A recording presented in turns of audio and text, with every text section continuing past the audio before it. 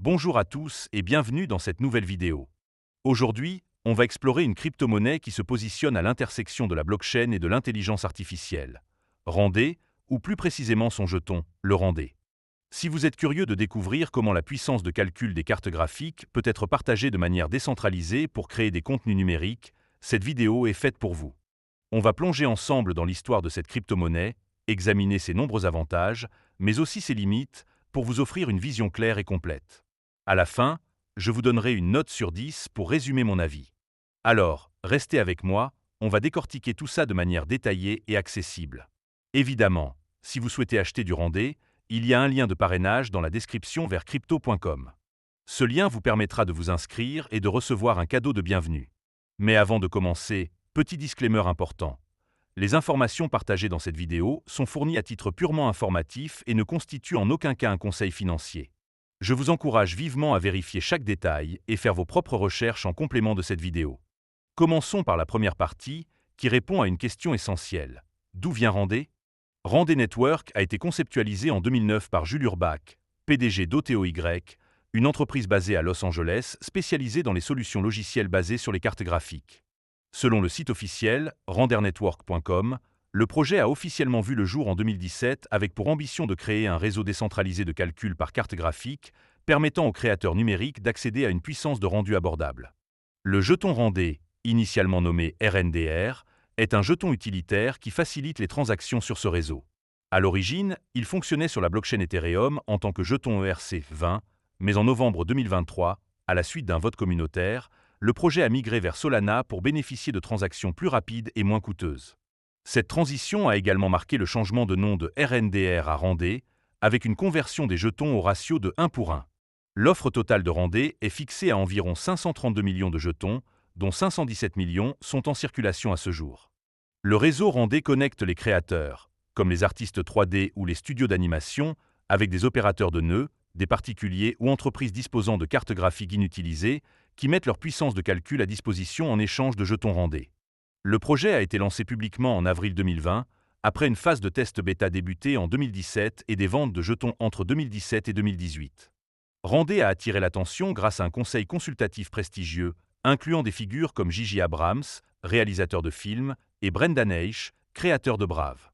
Avec des partenariats dans les industries du cinéma, du jeu vidéo et même de l'intelligence artificielle, Randé se positionne comme un acteur clé pour les applications nécessitant un rendu graphique intensif. Maintenant qu'on a posé le contexte, passons aux avantages qui font de Randé un projet unique. On attaque donc la deuxième partie, celle des avantages de Randé. Le premier bon point, c'est la démocratisation de la puissance de calcul. Randé permet aux créateurs numériques, qu'ils soient artistes indépendants ou grands studios, d'accéder à une puissance de rendu par carte graphique sans avoir à investir dans du matériel coûteux. Par exemple, un animateur peut soumettre un projet complexe à la plateforme, qui le répartit entre plusieurs nœuds, réduisant ainsi le temps et les coûts par rapport à un rendu local. Cette accessibilité est cruciale dans des domaines comme le cinéma ou la réalité virtuelle, où les besoins en calcul sont immenses. Le deuxième avantage, c'est l'efficacité économique. En connectant les créateurs avec des opérateurs de nœuds disposant de cartes graphiques inutilisées, Randé optimise l'utilisation des ressources mondiales. Les opérateurs monétisent leur matériel dormant, tandis que les créateurs paient uniquement pour la puissance utilisée, souvent à un coût bien inférieur à celui des solutions centralisées comme les fermes de rendu traditionnelles. Troisième point fort, c'est la scalabilité. Le réseau décentralisé de Randé peut s'adapter à la demande, qu'il s'agisse d'un petit projet individuel ou d'une production hollywoodienne nécessitant des milliers de cartes graphiques. Cette flexibilité est renforcée par la migration vers Solana, qui offre des transactions rapides et peu coûteuses, idéales pour gérer un grand volume de micro-paiements. Quatrième avantage, c'est la protection des droits numériques. Grâce à la blockchain, Randé garantit que les actifs rendus restent sécurisés et watermarkés jusqu'à ce que le paiement soit confirmé. Ce système, appelé Proof of Randé, utilise des contrats intelligents pour vérifier la qualité du travail avant de libérer les fonds, réduisant les risques de fraude ou de vol de propriété intellectuelle. Enfin, cinquième point, c'est la polyvalence des applications. Au-delà du rendu 3D pour les films ou les jeux, Randé prend en charge des tâches comme l'entraînement de modèles d'intelligence artificielle et la création de contenu pour le métavers. Cette diversité attire un large éventail d'utilisateurs, des développeurs de jeux aux chercheurs en intelligence artificielle, renforçant l'adoption du jeton Randé. Ces atouts font de Randé un projet innovant, mais il y a aussi des inconvénients à considérer. Passons donc à la troisième partie, celle des inconvénients. Le premier point faible, c'est la volatilité du jeton Randé. Comme toutes les crypto-monnaies, son prix est sujet à des fluctuations importantes. Par exemple, il a atteint un sommet historique de 13,61 $ en mars 2024, mais en mai 2025, il oscille autour de 5 $, ce qui reflète une baisse significative.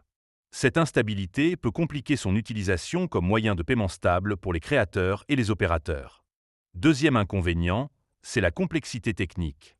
Bien que l'interface du réseau soit conçue pour être accessible, configurer un nœud ou soumettre un projet de rendu demande une certaine familiarité avec les portefeuilles numériques et les concepts de blockchain. Pour les artistes non initiés à la technologie, cela peut représenter une barrière à l'adoption. Troisième point, c'est la dépendance aux performances de Solana. Bien que Solana soit rapide et économique, elle a connu des interruptions de service par le passé. Si le réseau Solana rencontre des problèmes, cela pourrait affecter la fiabilité des transactions sur Randé, ce qui serait problématique pour les projets urgents. Quatrième inconvénient, c'est la concurrence. Le marché du rendu décentralisé est en pleine croissance, avec des projets comme eRandé ou Golem qui proposent des solutions similaires. Randé doit constamment innover pour maintenir sa position, ce qui peut être un défi dans un secteur aussi compétitif. Enfin, cinquième point, ce sont les préoccupations environnementales. Bien que Randé réduise l'empreinte carbone par rapport aux fermes de rendu centralisées en optimisant l'utilisation des cartes graphiques existantes, le rendu graphique reste énergivore. Dans un contexte où la durabilité est une priorité, cela pourrait poser des questions éthiques pour certains utilisateurs. Ces faiblesses rappellent que Randé, malgré ses innovations, comporte des risques. On arrive maintenant à la conclusion. Après avoir exploré les origines, les avantages et les inconvénients de Randé, il est temps de donner une note. Randé est un projet visionnaire qui répond à un besoin réel dans les industries numériques en démocratisant l'accès à la puissance de calcul. Ses points forts, comme la scalabilité, la protection des droits numériques et la polyvalence des applications, en font une plateforme prometteuse pour l'avenir du rendu et de l'intelligence artificielle. Cependant, la volatilité du jeton, la complexité technique et la concurrence intense sont des obstacles à ne pas sous-estimer. Pour moi, Randé mérite une note de 8,2 sur 10. C'est une crypto-monnaie avec un potentiel énorme, mais elle demande une approche prudente et une bonne compréhension des enjeux. Si cette vidéo vous a plu, n'hésitez pas à mettre un pouce bleu et à vous abonner pour ne pas rater les prochaines analyses. Dites-moi en commentaire ce que vous pensez de Randé, et si vous avez déjà utilisé leur réseau pour un projet de rendu. On se retrouve très vite pour une nouvelle vidéo.